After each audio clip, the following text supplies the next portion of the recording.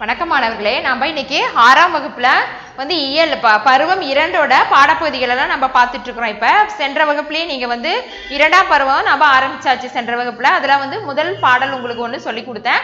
அது வந்து மனப்பாட பாடலாவும் இருந்துச்சு. அதை நீங்க அதை படிச்சுக்கோங்க அப்படின்னு சொல்லி போன வகுப்புலயே உங்களுக்கு சொல்லியாச்சு. அதுல என்ன பத்தி சொல்லியிருந்தாங்கன்னா, கல்வியை பத்தி சிறப்பு தான் சொல்லியிருக்காங்க. கல்வி கத்துக்கிட்டா நமக்கு என்னெல்லாம் நன்மை, கற்றோருக்கு சென்ற இடமெல்லாம் சிறப்பு, கற்றோர் வந்து கட்டுசோரை எடுத்துட்டு போக வேண்டிய தேவையில்லை, அவங்க வந்து எங்க போனாலும் அவங்களுக்கு பெருமை தான் கிடைக்கும், கற்றவர்கள் அப்படின்னாலே வந்து பெருமை அப்படின்றதெல்லாம் நம்ம கல்வியை பத்தின சிறப்புகளை தான் படிச்சோம்.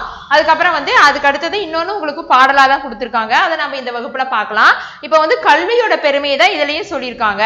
நம்ம இப்ப கத்துக்கிறது மட்டும் பெருசு கிடையாது. இப்ப நம்ம ஒரு கல்வியில வந்து நம்ம என்ன பண்ணுவோம், நம்ம அறிவை வளர்த்துக்குவோம். படிக்க படிக்க நம்மளோட அறிவு வளரும், நம்மளுடைய திறமைகள் வளரும். அப்படியெல்லாம் போகும் இல்லையா? அந்த மாதிரி நம்ம அதன்படி நடக்கணும். கத்துக்கிறதோட நிக்க கூடாது, நாம அதன்படி நடந்துக்கணும். நம்ம என்ன கத்துக்கிட்டோமோ அதை நம்ம வாழ்க்கையில செயல்படுத்தணும் அப்படிங்கிறது தான் இந்த பாட்டுல சொல்லியிருக்காங்க. கத்துக்கிட்டதோட நீங்க படிச்சதோட இருந்துடக்கூடாது, அதன்படி நடக்கணும். எந்த மாதிரி எல்லாம் நடந்து நீங்க வாழ்க்கையில பெரிய நிலைமைக்கு வர முடியும், எப்படியெல்லாம் நடந்துக்கிட்டீங்கன்னா நீங்க வாழ்க்கையில பெருமை அடையலாம், பெருமை வரக்கூடிய செயல்கள் என்னென்ன அப்படிங்கறத சொல்லியிருக்காங்க. இது இந்த பாடலை எழுதினவர் வந்து பட்டுக்கோட்டை கல்யாண சுந்தரனார். பட்டுக்கோட்டை கல்யாண சுந்தரனார் தான் இந்த பாடலை எழுதியிருக்காரு. இவர் வந்து திரைப்பட பாடல் எழுதுறதுலயும் திறம்பட இருந்தாரு. நிறைய திரைப்பட பாடலும் இவர் எழுதியிருக்காரு. பிறகு வந்து பன்முக திறமையாளர் அப்படின்லாம் இவரை சொல்றாங்க. இவர் திரைப்பட பாடல்ல வந்து இந்த பாடல்கள் நிறைய திரைப்படத்திலே இடம்பெற்றிருக்கு அப்படின்னு சொல்லியிருக்காங்க. இதுல வந்து இவர் எழுதியிருக்கிறது என்ன பாடல் அப்படின்னா, துன்பம் வெல்லும் கல்வி. இப்ப கல்வி கத்துக்கிட்டாலே நமக்கு பெருமை. அந்த கல்வி கத்துக்கிறதுனால நம்ம துன்பம், நம்ம கஷ்டத்தை எல்லாம் எப்படி போக்கலாம், அந்த துன்பத்தை வெல்லக்கூடிய கல்வி அப்படிங்கிற தலைப்புல இந்த பாடல் வந்து எழுதியிருக்காங்க. இப்ப நம்ம வந்து கல்வியை பத்தின திருக்குறள் அப்படின்னா, இப்ப இந்த பாடலுக்கு பொருத்தமான திருக்குறள் ஒண்ணு சொல்லுங்க அப்படின்னா, இப்ப நம்ம வந்து இந்த பாடலை ஃபுல்லா முழுவதும் உங்களுக்கு சொல்லி கொடுத்துறேன். அதுக்கு பின்னாடி இதுக்கு பொருந்துற மாதிரி திருக்குறள் எது அப்படின்னு நீங்களே யோசிச்சு வைங்க. அதை நான் வந்து உங்களுக்கு பின்னாடி கடைசியா சொல்றேன். இப்ப பாருங்க, இந்த பாடலை பத்தி என்ன சொல்லியிருக்காங்க அப்படின்னா, ஏட்டில் படித்ததோடு இருந்து விடாதே, நாட்டின் நெறி தவறி நடந்து விடாதே, நம் நல்லவர்கள் தூற்றும்படி வளர்ந்து விடாதே, நம் நல்லவர்கள் தூற்றும்படி வளர்ந்து விடாதே, ஏட்டில் படித்ததோடு இருந்து விடாதே, நீ ஏன் படித்தோம் என்பதையும் மறந்து விடாதே, நாட்டின் நெறி தவறி நடந்து விடாதே, நம் நல்லவர்கள் தூற்றும்படி வளர்ந்து விடாதே. ஏடு அப்படின்னா புத்தகம். அந்த புத்தகத்தை படிச்சதோட நாம இருந்துடக்கூடாது, அதோட நாம நிக்க கூடாது. நீ ஏன் படித்தோம் என்பதையும் மறந்து விடக்கூடாது. நம்ம எதுக்காக இந்த பாடத்தை படிச்சோம்? இப்ப நம்ம ஒரு பாடம் படிக்கிறோம்னு வச்சுக்கோங்களேன், அறிவியல் ஆகட்டும், சமூக அறிவியல் ஆகட்டும், அதுக்கப்புறம் கணிதம், ஆங்கிலம், தமிழ் எல்லாமே நம்ம படிக்கிறோம். அந்த ஒவ்வொரு பாடப்பகுதி படிக்கிறப்பையும் நம்ம அது எதுக்காக அந்த சப்ஜெக்ட் அந்த இது எதுக்காக படிக்கிறோம், அதுக்கப்புறம் வந்து அந்த மொழி வந்து அந்த மொழி மூலியமா நம்ம என்ன கத்துக்கிட்டோம் அப்படின்றத, ஏன் படிச்சோம், நம்ம இந்த பாடத்தை எதுக்காக படிச்சோம் அப்படிங்கிறது நம்ம மறக்க கூடாது. அதை புரிஞ்சு படிக்கணும். என்ன அதுல முக்கியமா என்ன சொல்லியிருக்காங்கன்னா, நம்ம படிக்கிறத புரிஞ்சு படிக்கணும். அதை எதுக்காக நம்ம படிச்சோங்கிறது நம்ம நினைவுல எப்பயும் இருக்கணும், மறக்க கூடாதுன்னு சொல்றாங்க. நாட்டின் நெறி தவறி நடந்து விடாதே.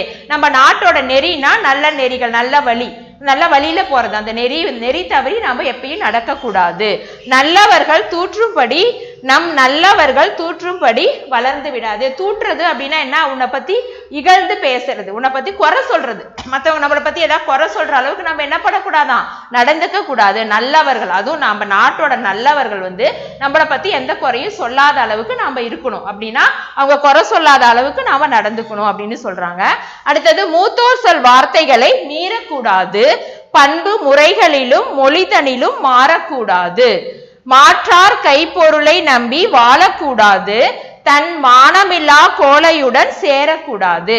அடுத்த 4 வரிகள் என்ன சொல்லியிருக்காருன்னா, மூத்தோர் சொல் வார்த்தைகளை மீறக்கூடாது. மூத்தோர்னா நம்மளுடைய வயதுல பெரியவங்க, அறிவுல சிறந்தவங்க, அந்த மாதிரி மூத்தோர் சொல் வார்த்தைகளை நாம எப்பயுமே மீறக்கூடாது. அவங்க சொல்றதை வந்து நம்ம மாத்தி பேசக்கூடாது.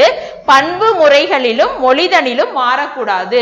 பண்பு அப்படின்னா நம்ம தமிழர்களுக்குன்னு ஒரு பண்பு இருக்கு, அவங்களுக்குன்னு வந்து அவங்க என்னென்ன வந்து இதெல்லாம் கடைபிடிப்பாங்க, அவங்க வந்து எப்படி வந்து மற்றவங்க கிட்ட பண்போட நடந்துக்குவாங்க, விருந்தோம்பல் எப்படி செய்வாங்க, மற்றவங்க நம்மள நாடி வரப்ப அவங்களுக்கு எப்படி உபசரிப்பாங்க, அவங்களுக்கு விருந்தோம்பல்னா என்ன, அவங்களுக்கு உபசரிக்க அளிக்கிறது, அவங்களுக்கு தேவையானதை கொடுத்து உதவுறது.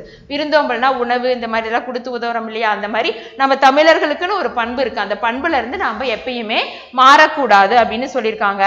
மொழிதனிலும் மாறக்கூடாது, பண்புலையும் சரி மொழி, நம்ம தமிழ் மொழி நம்ம தமிழ்ல படிச்சோம்னா நம்ம நிறைய நம்ம அறிவு வளரும். அந்த தமிழ்ல சொல்ற அறிவுகள் படி நடந்தோம்னா நாம வந்து மிக சிறந்த மனிதனா வரலாங்கிற மாதிரி நம்ம மொழி பற்றோட எப்பயுமே நாம இருக்கணும். அந்த மொழிதனிலும் மாறக்கூடாது, நாம எப்பயும் மாறக்கூடாதுன்னு சொல்லியிருக்காங்க. மாற்றார் கைப்பொருளை நம்பி வாழக்கூடாது, தன்மானமில்லா கோழையுடன் சேரக்கூடாது. மாற்றார் கைப்பொருள்னா என்ன, மற்றவங்க கிட்ட இருந்து நம்ம எப்பயுமே ஏதாவது ஒரு பொருளை எதிர்பார்த்து வாழக்கூடாது. எப்பயுமே அவங்க தான் கொடுத்து இது செய்யணும், அவங்க தான் நமக்கு கொடுக்கணும் அப்படிங்கிற மாதிரி அவங்க கையவே நம்ம எதிர்பார்த்து எப்பயும் இருக்கக்கூடாது. தன் உழைப்பு தான் நமக்கு, அவங்கவுங்க உழைப்பு தான் அவங்களுக்கு வழிகாட்டும் இல்லையா. அதனால மற்றவங்களை நம்பியே நம்ம எப்பயும் இருக்கக்கூடாது. மாற்றார் கைப்பொருளை நம்பி வாழக்கூடாது, தன்மானம் இல்லா கோழையுடன் சேரக்கூடாதுன்னு சொல்லியிருக்காங்க. தன்மானம் இல்லா கோழை, தன்மானம் இல்லாதுன்னா தன்மானம்னா அவங்கவுங்களுக்குன்னு ஒரு இது பிரஸ்டீஜ் அப்படிலாம் சொல்வீங்க இல்லைங்களா, அவங்கவுங்களுக்குன்னு ஒரு மதிப்பு மரியாதை இருக்கணும். அந்த மரியாதை இல்லாத கோழையோட போய் நம்ம சேரக்கூடாது. அந்த கோழைகள் அப்படின்னா பயப்படுறவங்க இல்லையா, அவங்க கிட்ட போய் நம்ம தன்மானம் இல்லா, நான் தனக்குன்னு ஒரு எதுக்கு எடுத்தாலும் பயந்துகிட்டு நான் எனக்குன்னு ஒரு இது இல்லையா, தன்னம்பிக்கை இல்லையா அப்படின்னு தன்மானம் இல்லா இருக்கிறாங்க இல்லையா, அந்த தன்னம்பிக்கை இல்லாம இருக்கிறவங்க கிட்ட போய் நீ சேரக்கூடாதுன்னு சொல்லியிருக்காங்க. சரியா. அடுத்தது, துன்பத்தை வெல்லும் கல்வி கற்றிட வேணும், சோம்பலை கொள்ளும் திறம் பெற்றிட வேணும், வம்பு செய்யும் குணம் இருந்தால் விட்டிட வேணும், அறிவு வளர்ச்சியிலே வான்முகட்டை தொட்டிட வேணும் அப்படின்னு சொல்லியிருக்காங்க.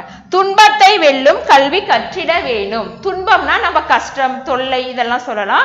அந்த துன்பம், அந்த தொல்லை தரக்கூடிய, அந்த தொல்லை இல்லாத, அந்த தொல்லைகள் எல்லாம் போக்கக்கூடிய கல்வியை தான் நம்ம கத்துக்கணும்.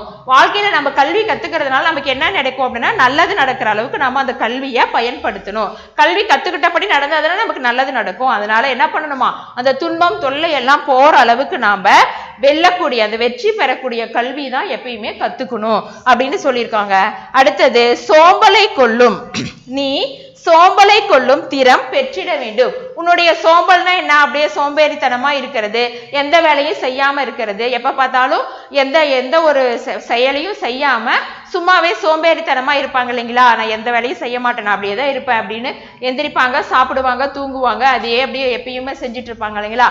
அந்த மாதிரி சோம்பல் இல்லாத நீ என்ன பண்ணணும்னா, அந்த சோம்பலை கொல்லக்கூடிய, அந்த சோம்பல் அப்படிங்கிறத கொள்ளும் திறம் பெற்றிட வேண்டும், அதை போக்கக்கூடிய திறனை நீ பெற்றிட வேணும் அப்படின்னு சொல்லியிருக்காங்க. வம்பு செய்யும் குணம் இருந்தால் விட்டிட வேணும்.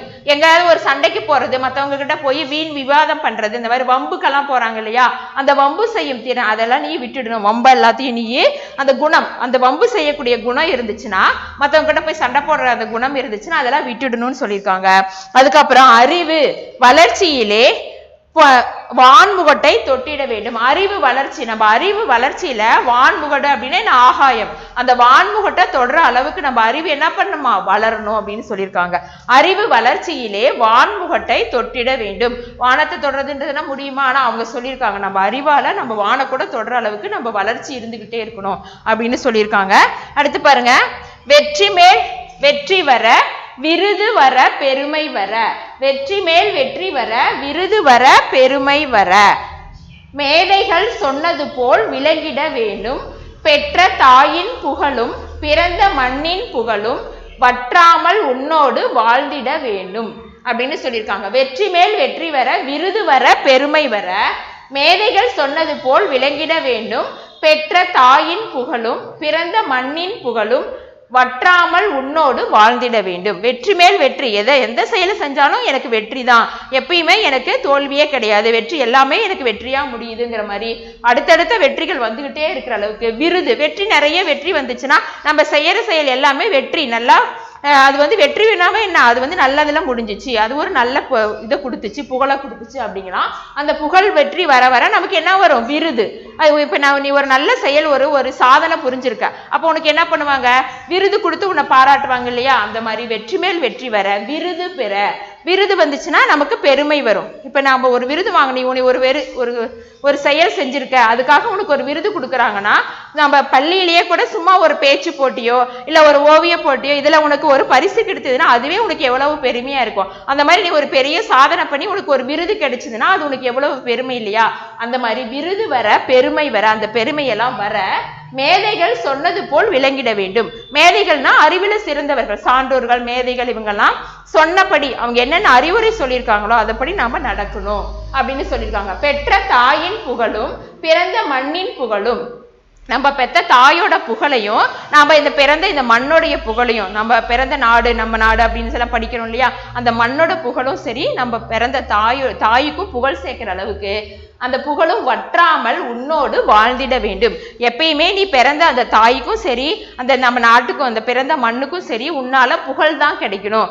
அவங்களோட பையன் இப்படி புகழ் அடைஞ்சிருக்கான், இந்த தமிழ்நாட்டை சேர்ந்தவன் இப்படி புகழ் பெற்றிருக்கான், இந்த இந்தியாவை சேர்ந்தவன் இப்படி புகழ் பெற்றிருக்காங்கிற மாதிரி நம்ம புகழ்ந்த பிறந்த மண்ணையும் சரி நம்ம தாயையும் சரி எல்லாரும் புகழ்ற அளவுக்கு நாம வாழ்ந்திட வேண்டும் அப்படின்னு சொல்லி இந்த பட்டுக்கோட்டை கல்யாண சுந்தரம் சொல்லியிருக்காரு.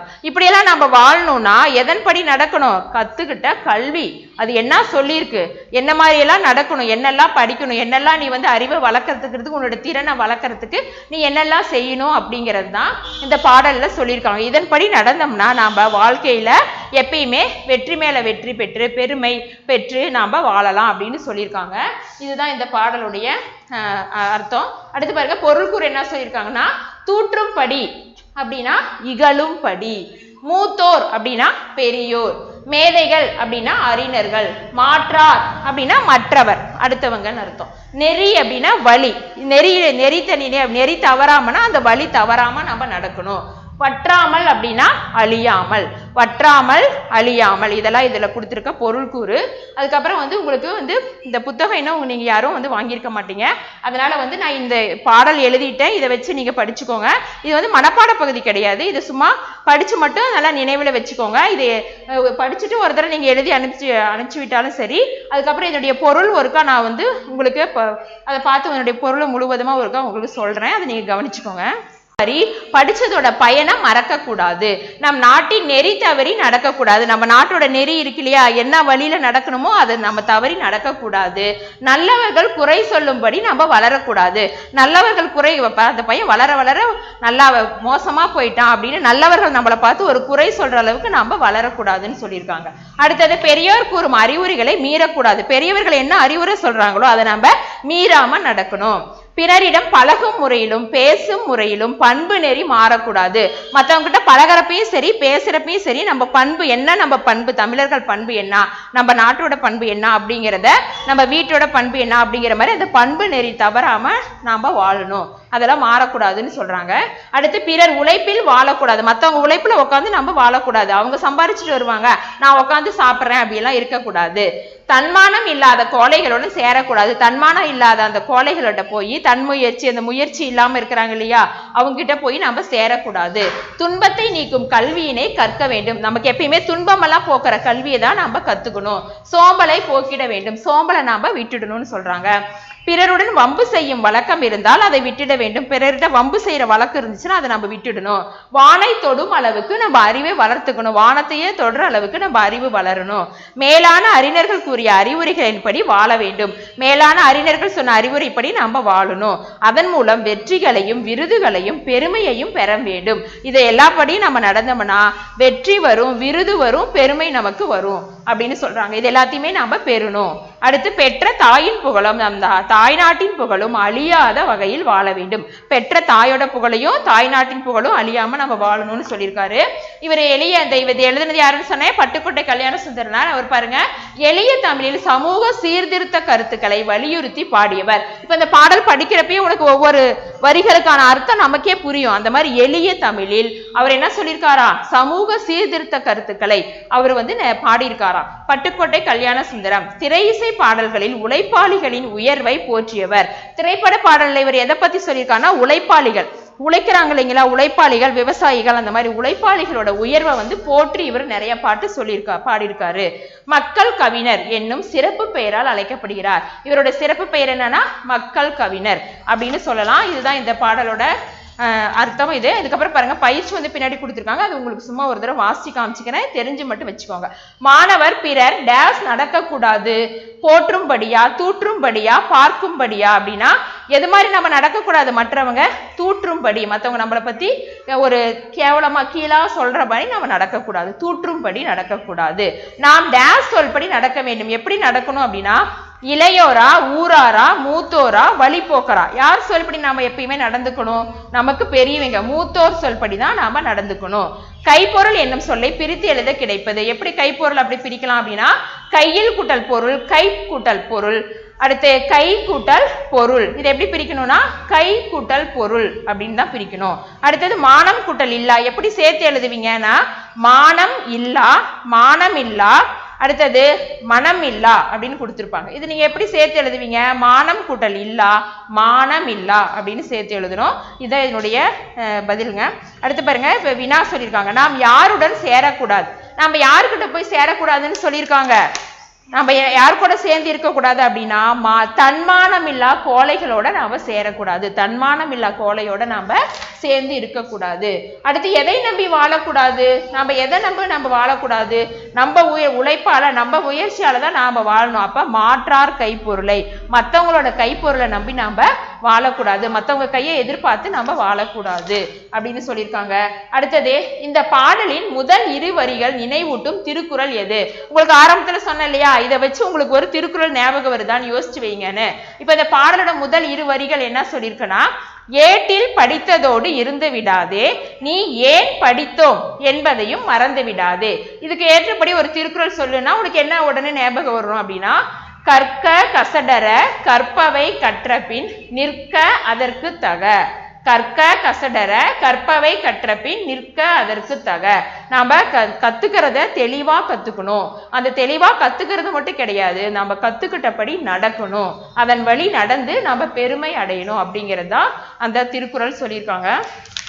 அடுத்து பாருங்க, நாம் எவ்வாறு வாழ்ந்தால் பெருமை பெறலாம், நம்ம எப்படி வாழ்ந்தா பெருமை கிடைக்கும் நம்ம வாழலாம் நம்ம வாழ்க்கையிலனா வெற்றி மேல் வெற்றி வரத்துக்காக, விருது வர, பெருமை வர நம்ம என்ன பண்ணணும், மேதைகள் சொன்னது போல் விளங்கிட வேண்டும். இந்த பாட்டுல சொன்ன அந்த கருத்துக்கள் எல்லாம் மேதைகள் சொன்னது மாதிரி நம்ம நடந்துக்கிட்டோம்னா நமக்கு வெற்றி வரும், பெருமை வரும், விருது வரும் அப்படின்னு சொல்லியிருக்காங்க.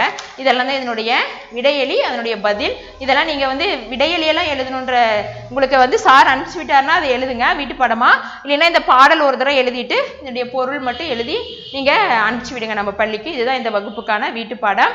இது நீங்க நல்லா படிச்சுக்கோங்க. நன்றி.